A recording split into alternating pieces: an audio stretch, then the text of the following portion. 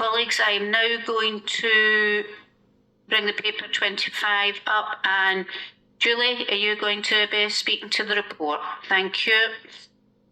Thank you, Provost. The report provides the panel with an update on the remediation project to address RAAC and the council housing stock, and provides information on support available to homeowners.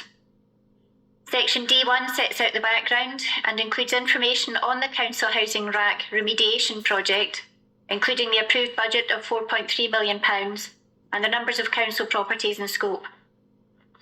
An update on progress, including key dates, is set out in Section D2. Surveys of affected house types are now complete and tender action is underway, with anticipated construction work starting in August 2024 and completion in December 2025.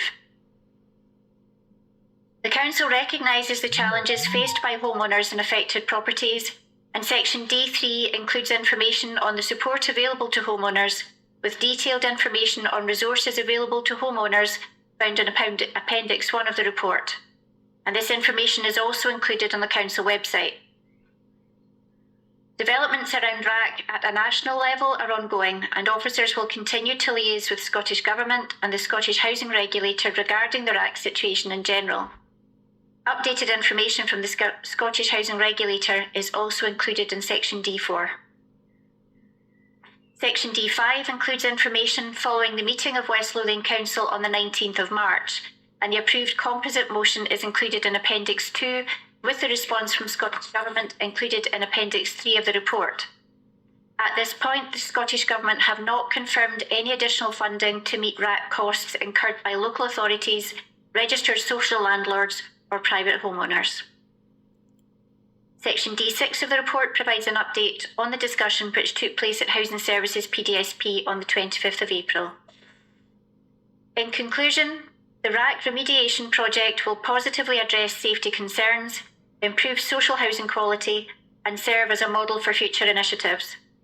The project programme and communication plans will be kept under review and will be adapted if required to ensure successful implementation. It's recommended that Council note the current actions and progress with the RAAC remediation project, note the available support to assist homeowners, and notes the response received from Scottish Government regarding RAAC funding.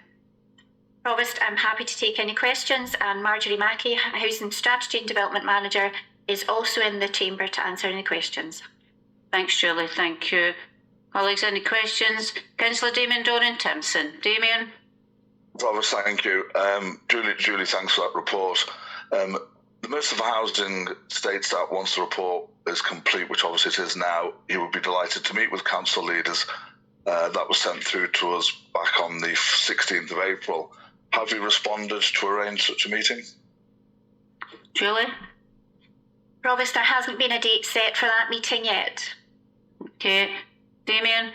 Yeah, Provost, can I just ask that question again? I appreciate the date hasn't been set yet, Julie, but have we gone back and asked for such a meeting? Provost, no, there hasn't been a response to Scottish Minister yet, but that will be done shortly. I hope that'll be done very soon. Provost, just given the way that the meeting has gone, with there's a motion later on, just so you know, I'll move a motion once we've moved forward for questions and comments. Okay, Damien, let me just get through the governance of this first, and then we will get back to you, okay? Any further questions? Councillor Clark. Pauline? Thanks, Julie. This might be a wee bit out there, but when a car manufacturer finds that they've got a faulty car, they recall the cars and they're fixed at no cost to the owner. You don't have to be the original buyer of the car. It could be second, third, fourth hand. Why don't we treat housing the same way as we do cars or other goods that are sold in shops and are recalled when they're found to be faulty? Thank you, Provost. I think it's important to note that at the time of construction, RAAC was a recognised building material. I'll hand on to Marjorie Mackey just to give some further information on that to Council. Thank you. Marjorie? Thank you, Provost. During at the time that the houses were built in the 1960s, in fact, between 1950s and 1990s, RAAC was a material which can it complied with the building standards at that time. It was not an inherently defective material, and to date it's not been deemed an inherently defective material as such. It, however, is a material which, if not properly maintained, can be subject to additional water ingress, which can affect the properties of the reinforced autoclaved aerated concrete. If maintained and in good condition, it poses less of a risk to others. So at the time of construction, the properties were compliant with the building standards at that time. Thanks, Marjorie. Pauline? So the maintenance of the material is really important. Are we giving that kind of advice to house owners about maintaining it? Are we able to do that? Is that within our remit, or are they expected to find out all that information about how to best maintain the RAAC affected areas of their homes? Marjorie? Provost, in terms of maintenance, there's advice provided on the Council's website in relation to scheme of assistance in terms of homeowners and maintaining their properties. But maintenance of RAAC is no different from any other flat roof construction. It's good maintenance and ensuring that there's no water leaks, or that any water leaks are dealt with in an appropriate manner and quickly. Thank you. Thanks for that.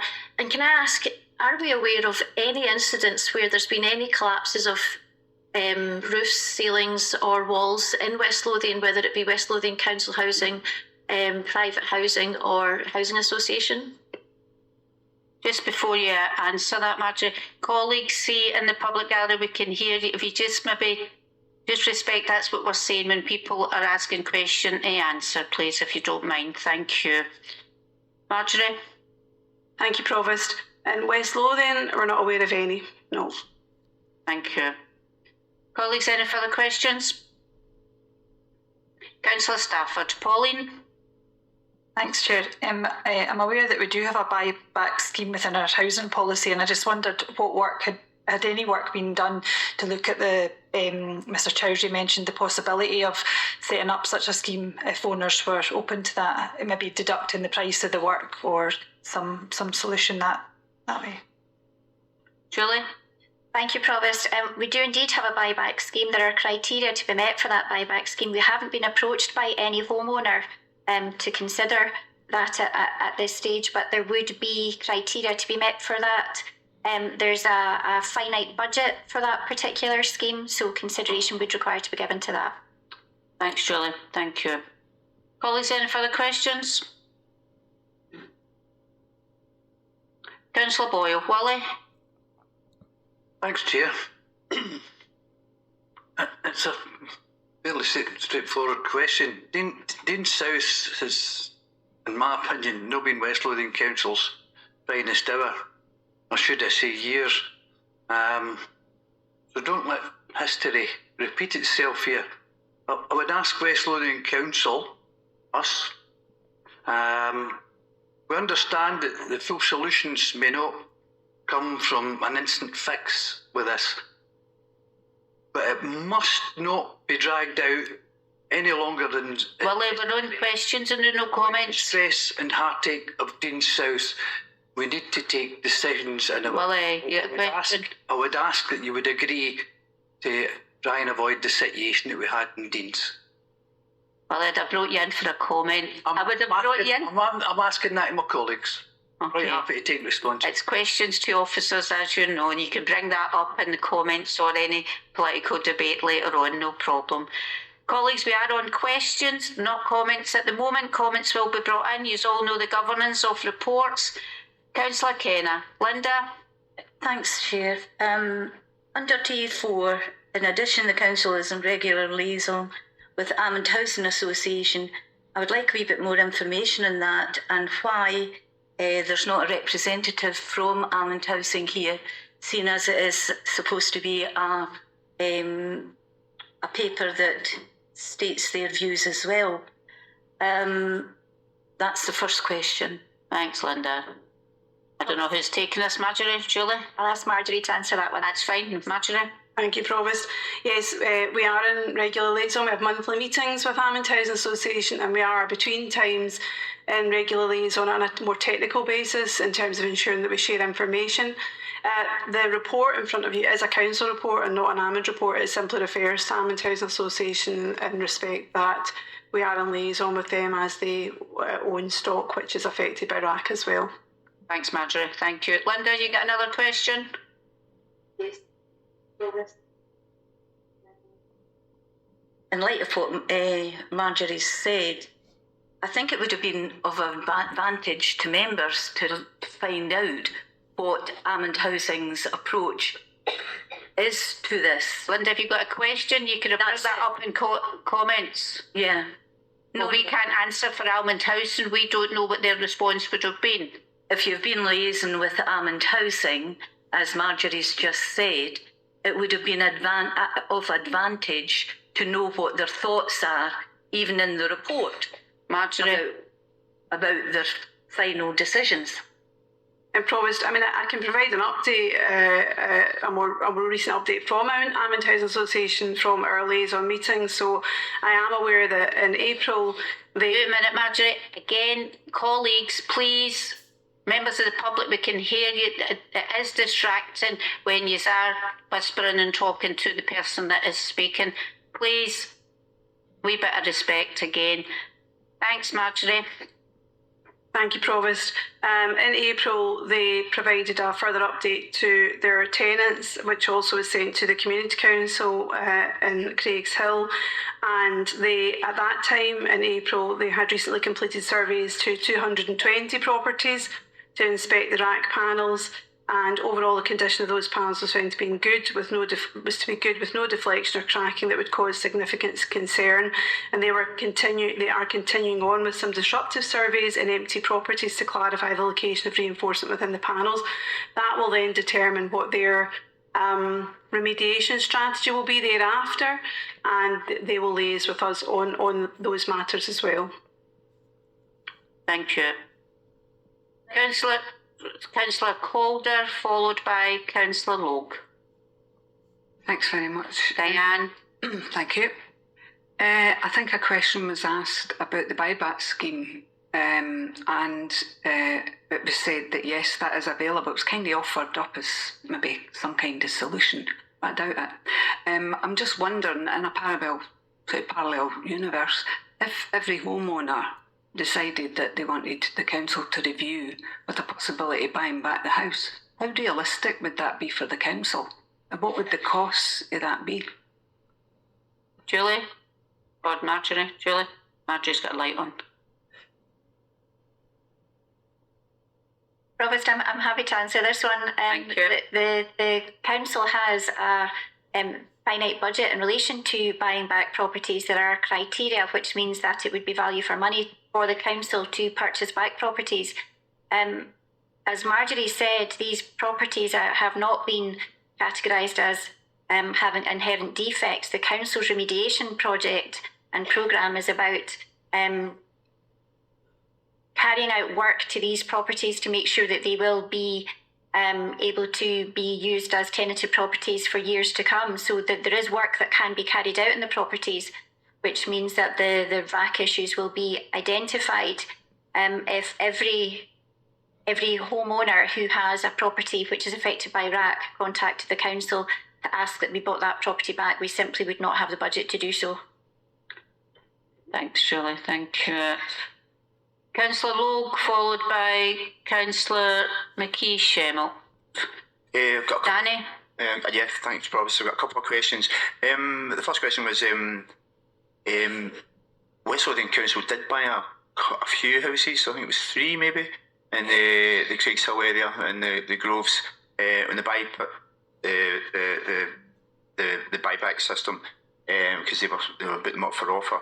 And that's when the discovery of the RAAC was made in the properties, is that correct? And the second question was, part of, when I moved to Livingston, partly it was in Mid Lothian and partly it was in West Lothian district councils, because that's who controlled it. And I remember that it was a split between what school you went to, even in Craigshill. because I was in Craigshill when I was a boy, and Danny, what's the question? Is that a question? about the housing and what the location of what was former Mid Lothian and what was former West Lothian. I was always confused as a boy, but I don't know if anybody can answer that. I think maybe somebody need to get back to you on that one, Danny. I don't know if Marjorie. Yeah, Provost, in relation to the buybacks, I'm not aware of any buybacks that have resulted in the discovery of RAAC at all. There are 2 properties in Craigshill that West Lothian Council own, and those are the only 2 properties. But they weren't bought under the buyback scheme. I understand that they may well have been mortgaged to rent, but it wasn't at that point that we then discovered RAAC. There wasn't a connection there between those 2. They were mortgaged to rent some time ago. And apologies, I can't answer in relation to Mid Lothian and West Lothian bounding. That's fine, Marjorie. Thank you. Councillor McKee-Schemmel, followed by Councillor McAbaya. Moira? Yeah, thanks. We heard Kerry talking really eloquently about Dean South and what it was like for her and the experiences there. And we also heard Ashley talking about having recently bought her house. And I'm wondering if the council knew about the evidence of RAAC in Dean South. Was there any work done on houses built at the same time to look for RAAC in similar houses so that perhaps what happened to Ashley could have been avoided? Marjorie? Provost, at the time Dean South was, when matters arose really in relation to Dean South, I understand that those were in relation to the wall construction at that time due to a lack of fixings, plaster, etc. And then that transposed into the roofs as well. So they were quite an individual set of designs at the time then. I know that I understand there was a check on others that the council owned in terms of Cyprex walls and roofs, and there weren't any of that construction within West Lothian Council at that time. Thank you. Andrew? Councillor Maguire. Andrew? Thanks very much, Provost. I just wanted to be clear about the buyback scheme as I understand it and to check that my understanding is correct. Am I right in thinking that as the scheme currently operates, people can sell their property back to the council but can't reside in it thereafter? Because that would be effectively them jumping the queue in terms of the allocation policy. Julie? Chair, yes, Provost, yes, that's correct. Thank you. Councillor Sullivan, Christine? Thank you very much for the report.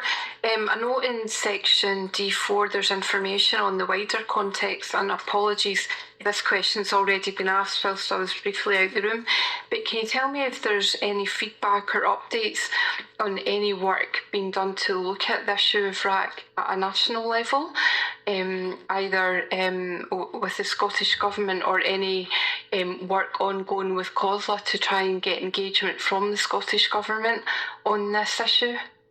Because clearly it's not just impacting West Lothian, it's the whole country. Marjorie? Provost, yes, there's a RAAC subgroup, Scottish Government subgroup, and there's also the RAAC working group, and there's a RAAC housing subgroup. West Lothian Council are representing the RAAC housing subgroup. The RAAC working group, which is where the housing subgroup reports into, is looking at matters in relation to that, as I understand it, along with I suppose the national picture. In addition to that, the Scottish Housing Regulator, we undertook a review in October and in December last year. I haven't heard that they're going to be going back to look at local authorities and landlords now, but with the ARC return, which is a return to the Charter for landlords, it may be something that they wish to see further in terms of getting that national picture. And just a supplementary to that, You'll know yourself that we've been pressing Scottish Government for monies to address the RAAC situation in St Kentigern's for a number of years now, and on a very consistent basis. I wonder if we have any timescales or any milestones for Scottish Government engagement with the RAAC housing subgroup at, I believe that's a COSLA subgroup, is that right? Provost, it's a Scottish Government housing subgroup. Any further questions? Yeah, it's just to make the question in that context. So, have they set any milestones for when they're going to come back to councils and advise of any support, like for council tenants, and also what they're doing on a national level, perhaps to support private homeowners? Provost, I'm not aware of any dates at present, but I do understand that the next subgroup meeting is due to take place within the next month or two, but I'm not aware of dates for coming back on those points you've raised. That's great, thank you. Thank you. Colleagues, if there's no further questions, it's my intention now to break for lunch, and I will come back for comments on the report, and we'll be back for 12:40. Thank you.